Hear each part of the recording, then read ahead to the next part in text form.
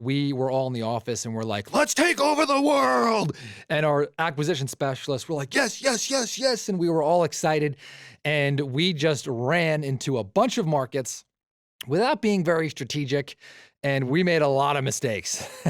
And so before we were successful virtually, man, we got punched in the mouth. Welcome to the No Limits Podcast, where limits do not exist, where you can create cash flow, equity, and real freedom with the power of real estate. 3, 4. Now, we will begin. Welcome to the dojo. The dojo. So today we're going to talk about how to wholesale real estate virtually. But before I jump in today's show, if you have not been over to nextlevelwholesaling.com, that's nextlevelwholesaling.com, I've got an assessment there for you. It is a awesome, basically a personal quiz.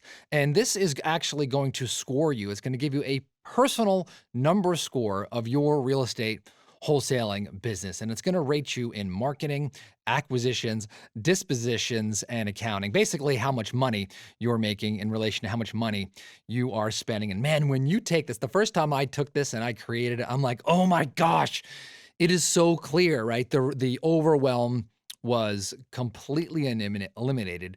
And I could see the glaring spots, right? The course corrections that I had to make in my business, even though I created it, right?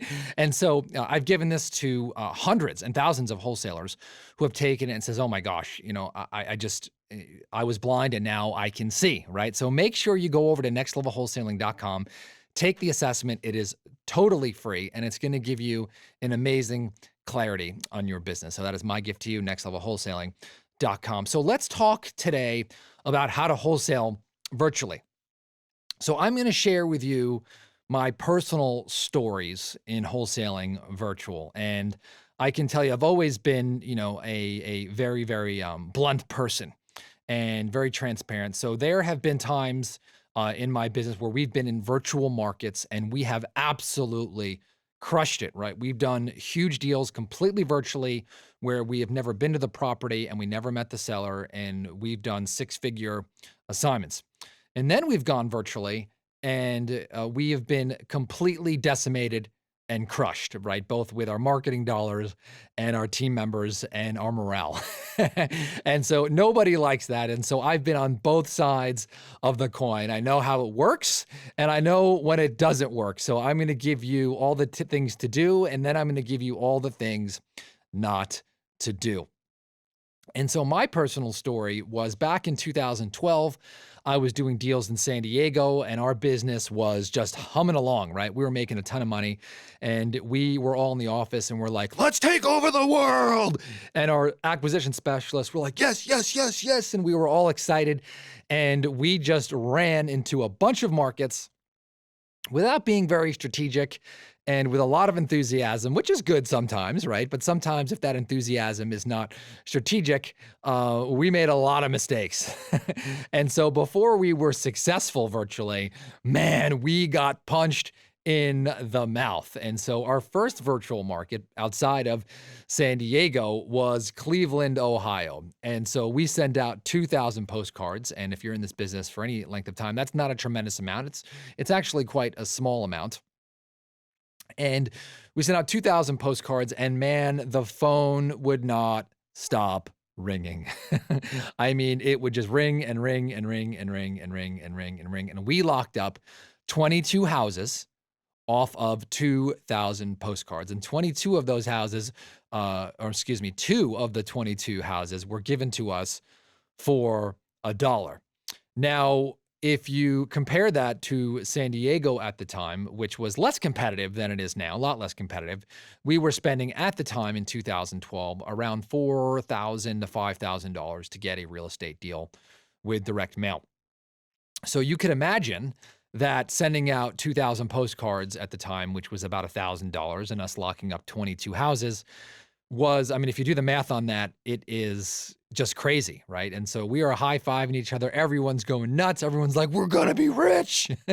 And all of our salespeople, acquisition specialists are planning their vacation, their yachts, their mansion. I mean, they're pumped, right? And then all of a sudden, it was time to sell these properties. And I could tell you that 21 out of the 22 houses we were never able to sell, right? Either we locked them up too high or they were in areas where people didn't want them, or there were so many liens that the sellers didn't communicate to us.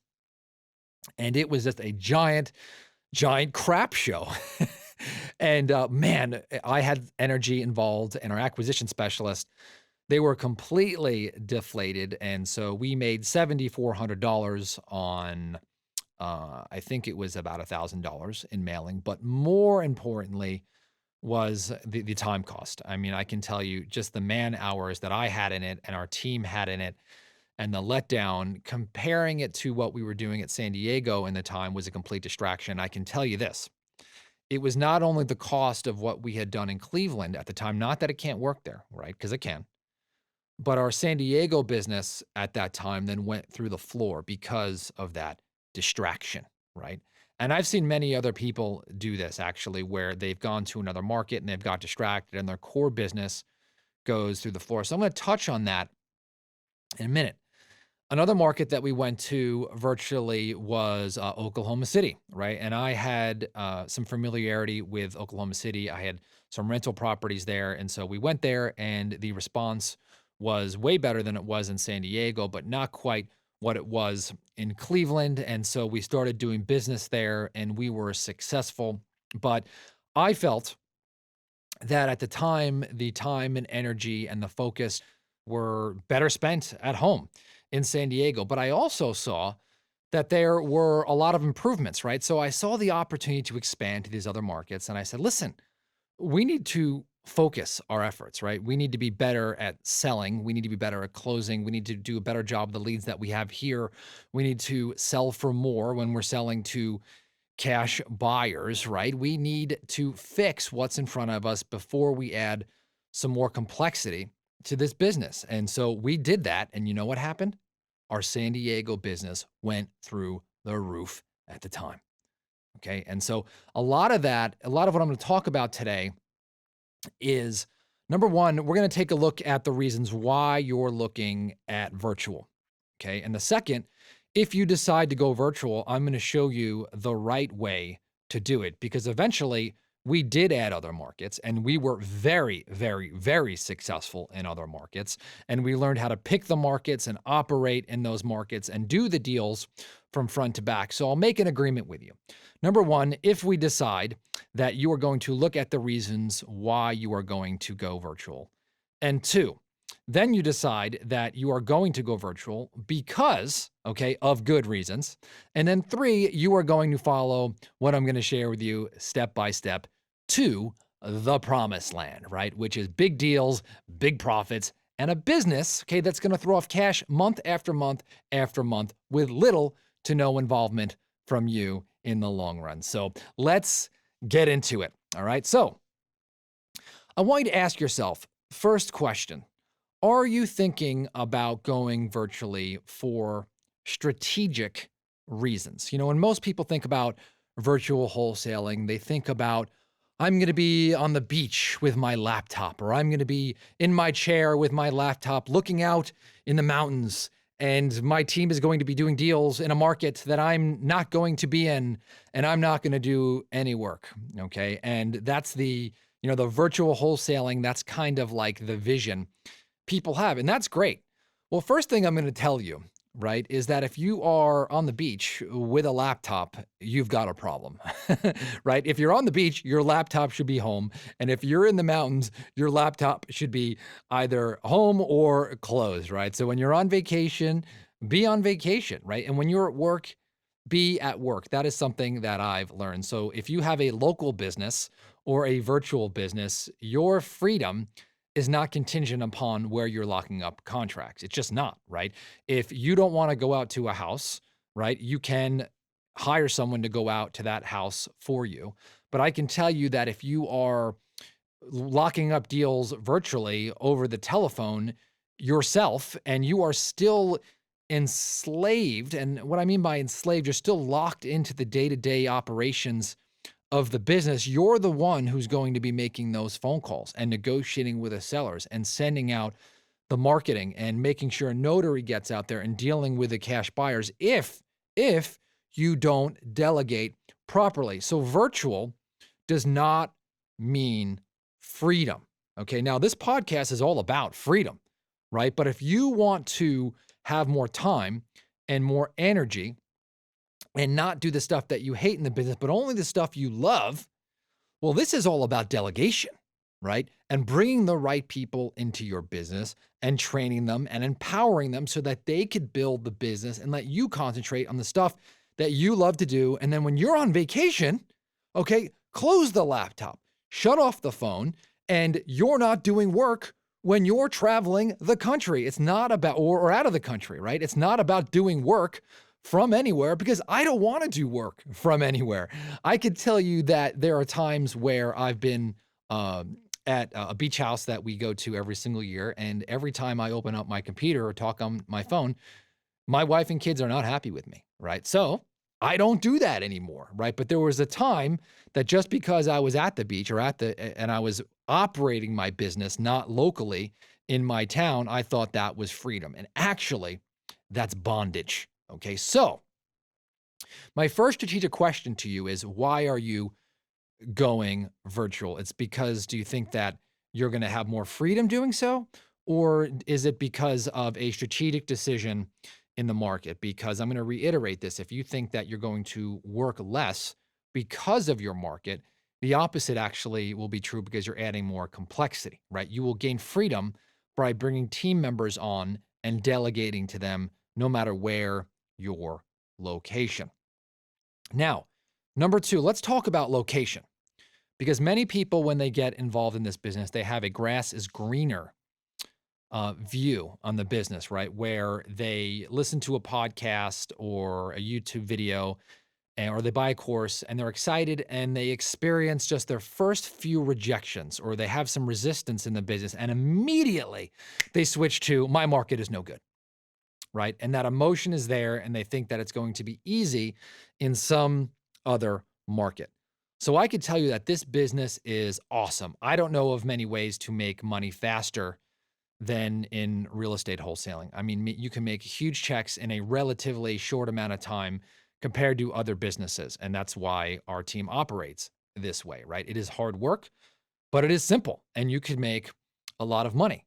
And I think in almost all scenarios, you could make money where you are at, right? I got people doing deals in San Diego, in Los Angeles, in Las Vegas, in New York, in Miami, right? All of these competitive cities. And there's nothing wrong with that, right? And those, by the way, those cities are way more competitive than some of the other markets that I'm going to talk about. So I'm going to give you strategy. But if you decide, hey, you know what? I'm going to switch markets. Here is where I would like to be in agreement with you. If you are in a major city like New York or a San Diego or a Las Vegas or a San Francisco or a Miami, those markets, I will tell you right away that, and again, these are all cities where the average price is more than like $300,000 or $400,000, right? Those cities, I will tell you off the bat, are more competitive, and you will struggle if you are not mentally prepared to do business in those cities. But you can do massive deals in those cities. So I've got one client in LA, and he just did a 130 or I think it was net. It was definitely over six figures, but it was over 100 grand. And he had been in the business for about 60 days. And now he's got another one in the pipeline.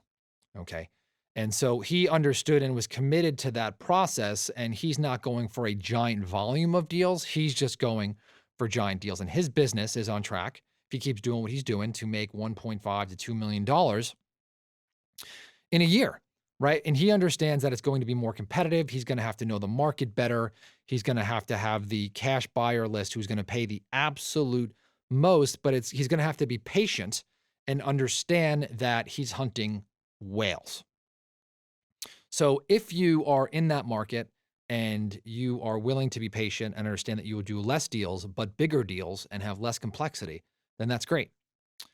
If you are in a middle market, okay, where Houses, and by the way, I'm going to talk about these, are what I call, it's kind of in this hybrid market where it's not too competitive and it's not in the war zone. Okay. There is almost no reason to go virtual. As a matter of fact, this is a sweet spot for deals. The areas that I don't like are the areas that have 20, 30, $40,000 houses, right? It is harder to sell deals there. You can lock up a lot. There are some people who really, really, really understand the market and can do volume.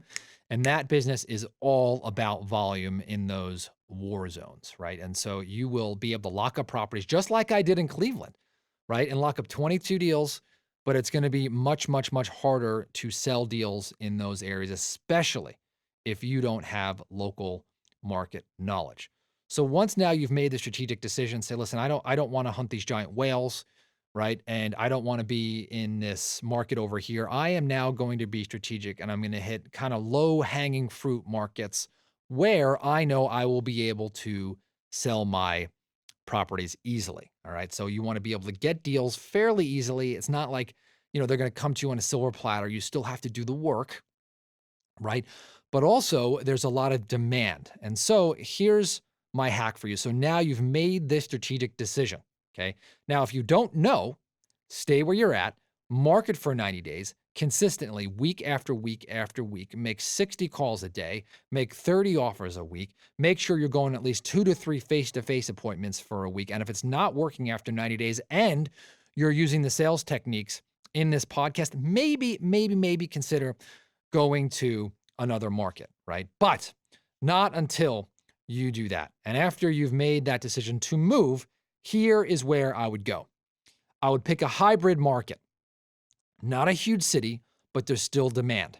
Markets where you can pick up houses for $80,000 to $140,000, $80,000 to $140,000, and sell them, okay, between 120 and 200 grand, right? So that is like my sweet spot for virtual, right? Houses that you could pick up between 80 and 140, and places where then you could sell them, in 150 to 200, 120 to 200. That's where we're going to sell them, be able to wholesale them, right? If you see prices start to creep up in that $300,000 or $400,000 range, it means that there's a lot of demand, a lot of competition, and it's going to be tough. Right? Tougher. I mean, again, you can do this in any market, right? So, I mean, I do deals in San Diego. I do deals in South Florida. So I've done them anywhere, but never say never. But I'm going to tell you, if you're going to go virtual, you want to pick that hybrid market where you could pick up houses between, again, 80 to 120, 140, again, depending on how you negotiate, and you could sell them between 150 and 200. Then you're going to pick one market. Do not say, I'm going to focus on 10 markets. And this is really important. There's a lot of people on social media talking how they're in 6, 8, 10, 12, 15 markets, and 99.9% of them have total garbage shows for business, okay? Meaning that they're flashing that they're doing all these contracts and that they're doing all this volume and really flexing on how many cities they're in. And then when they call me for private one-on-one coaching, the first thing I ask them is how much money they're netting and how much time they're spending in their business. And almost always, they're working 60, 70 hours a week, and the money that they're actually netting, they might as well get a job, okay? I could tell you that lack of focus and shiny object syndrome and looking at what everybody else is doing is one of the biggest causes of failure in this business. Pick one market, commit to it to 90 days. You want to send out direct mail. You want to do text messages. You want to do Facebook marketing. You want to network with local agents. Again, you want to start with one for sure, right? I happen to love direct mail and SMS, which is working right now. That could go away sometime soon, but right now it's still working for us. And then commit to that market. So here are the step-by-step instructions on how to actually break into that market. So number one, you want to do research on that market. You can go to bestplaces.net, and you can actually see like the median prices of properties of what they're selling for and do a little bit more research on that metro. right? You can also look on Redfin and Zillow and see what houses are selling for. Number one, though, is now you want to get prepared, right? So get your marketing out the door and get phone calls coming in. That's really, really important because if you're not getting that marketing out the door, you're not going to have leads and you can't get this party started. So, number one, get the marketing out the door and have it planned for the next 90 days. Put it on a spreadsheet, commit to it, and don't back off. Don't back off. Don't back off. So many people quit. So, what I can tell you, okay, again, this is going to take at least 90 days and you've got to commit because remember, these are seeds and you've got to plan it. So if you don't all of a sudden go to a new market and you don't lock up a deal in 2 weeks, you can't give up. Okay. You need at least 90 days to get the feel and get traction in this new market. So here's the order that I want you to do things. So now that you have your marketing out, the leads are going to start to come in. Number two, you want to have your notary ready. Your notary is someone who, in my opinion, is an extension of your sales team. Yes, you could send these people an electronic document, but in reality, I love to get someone belly to belly. So I go to 123notary.com, 123notary.com, and you could look up a notary in the area that your seller lives in, not necessarily where the property is, because there's a chance they might live out of the area. And you want to have them ready on standby. Now, of course, if you're going to get them ready before those calls start to come in, you want to get them local to that zip code. If the seller lives out of the area, obviously you're not going to be able to get that in advance. But just make sure you set that expectation that you are going to send them a contract and that they're going to have to print it, sign it, and scan it back to you. And showing up on time is really, really important. Next is you want a good agent who will list your properties, right? Using a cash buyer list. In this scenario, you could use it, but for me, I'm going to love to list stuff on the multiple listing service. So I've done other episodes talking about listing your properties with a broker and having written permission from the seller to do that. So I highly recommend that instead of a cash buyer's list, and it'll take a huge weight off your shoulder. And also, now you're going to have a local team member on the ground who could show the property for you, could take pictures and do video and handle all the stuff that you wouldn't be able to do if you weren't there. And you're delegating. 3 is you need a good title company, right? Or an escrow company, someone who's going to close the deal. So make sure that you talk to the owner, make sure that they do assignments and or concurrent closes, and that they will handle the deal and have a good reputation. You can go into local Facebook groups to do this, local real estate Facebook groups. You could ask agents, you could ask other wholesalers in the area, but make sure you have that dialed in and ready to go. Do not wait to have that before you lock up a property. Very, very, very important. Next, you want to line up a home inspector. Don't go around with your hair on fire trying to find one at the last minute. I love to give my buyers, especially when I put it on the MLS, a copy of the home inspection. That way there's no renegotiation after they commit to a price and before they send in their earnest money. So make sure, again, you got a home inspector lined up. I pay for an inspection on every single deal, and I recommend that you do that also to pass that on to the new buyer. I'm going to reiterate this again. Make sure your marketing is planned out for 90 days. You don't want to get scared that you don't have a deal after 3 weeks, right? You got to plant seeds. And so one of the ways that I commit to this whenever I do something for 90 days is I plan it out, put it on an Excel spreadsheet or have your virtual assistant do it, the amount of mail pieces or text or Facebook ads or cold calls that you will do, and put out the schedule and budget for that so that you are prepared to spend $2, $5, $10, $12, $15, $20,000, whatever it is. Make it happen, put it in front of you, and blow past the fear. Once you lock up a property, right, you've got a motivated seller, you agree on price, make sure you are aggressive on pricing. You don't want to do little rinky-dink deals, okay? If you do rinky-dink deals, you're going to be out of business, flat out. You're going to be like some of those people who call my office and say, I'm in 15 different states, I do 100 deals, I make $2,000 a deal, and I don't know why I don't have any money. By the way, when people do work with me, we completely obliterate that. We increase their deal size. We reduce complexity. We expand their freedom and bring them a lot more happiness and freedom into their life. And if you are interested in one-on-one private coaching with me and you're already doing deals, you can go to nextlevelwholesaling.com, take the assessment, and then also apply there. Or you can go to nolimitsrealestateinvesting.com/coaching to bypass the assessment. Next, you want to sell. right? Make sure that you tell your agent your rules, your closing terms, your process. Have them drive according to your instructions. Do not let them drive the process or they will kill your deal. Okay. Tell them what to do and how to do it. There is another episode on this podcast about how to sell your property with real estate agents. So make sure you look for that. 7, repeat the process, right? If all of a sudden you are operating and you're doing a couple of deals in your virtual market, do not get that excited that you are now in all 50 states. Okay. Stay in your market, expand it. You got something that's working. Don't lose focus.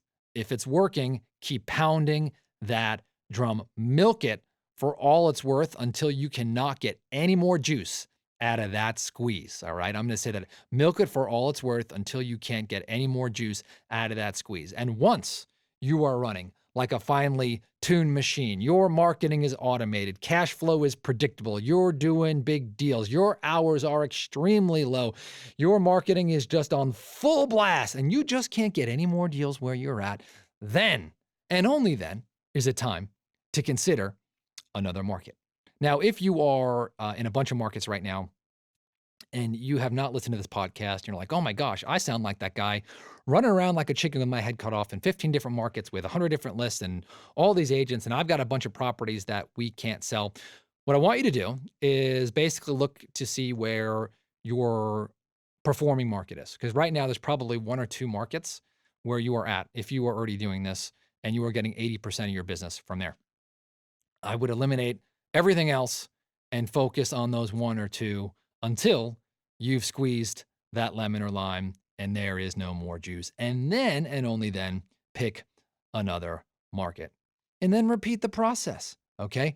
So I'm going to reiterate what I talked about on this podcast. Okay. Number 1 is make sure that you are going virtual for a good reason. Okay. Virtual does not mean freedom, right? Delegation means freedom. It doesn't matter if your business is in another state, if you're the one doing all the work. It doesn't matter if you're on a beach doing deals, right? If you're still the one doing the work, right? That doesn't matter if your business is local in another state, right? Freedom comes from delegation. Number 2, if you are in a competitive market, you can do deals there, big deals. And I really, really like to do big deals in those markets. But if you decide that you don't have the stomach for that and that you're not willing to spend $5,000 or $7,000 a deal to make 50 or 100, and you want to take that cost of deal down, and that's going to make you more comfortable to, let's say, $1,000 in marketing to get a deal, then pick a hybrid market, right? Not one where the houses are 30 or 40 and not one where houses are 400 and above, but that market where you can buy houses between 80 and 140 and you could sell them between 150 and 200. I know I've gone back. I know there's some flex in those numbers, but really you're looking for places where those houses are going to sell between that 150 to 200 range and you could pick them up for about half of that. Okay. Next, make sure that you commit to one market. Commit to the marketing for at least 90 days. Don't stop. Get past the fear. Remember, this is a plant, cultivate, harvest routine. Do not look on social media what everybody else is doing. Mostly everybody else is full of crap. I know this because these people call me and say, I don't have any money. Okay. Of course, when they do, we fix that. Okay. And then they become extremely wealthy. Okay. But don't be the guy who's in a million different markets, completely scattered, resources are completely drained, and they have no intensity or focus. Once you pick that market, go all in, go for 90 days, get it profitable, get a lot of money in the bank, build your team, make sure that you've got freedom before you go to that next market. And then when all of a sudden your time is freed up, your consistent cash flow, you can't get any more juice out of that squeeze, then and only then, add another market.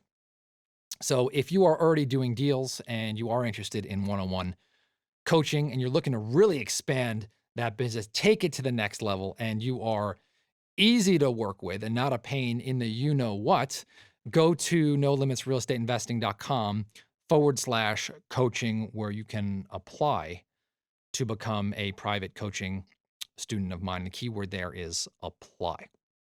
By the way, I do see your reviews on iTunes. And so I want to thank you if you have left those. I'm going to start reading those reviews on iTunes, by the way, and start giving away some cool gifts. So if you leave a review on iTunes about the podcast, I do appreciate it.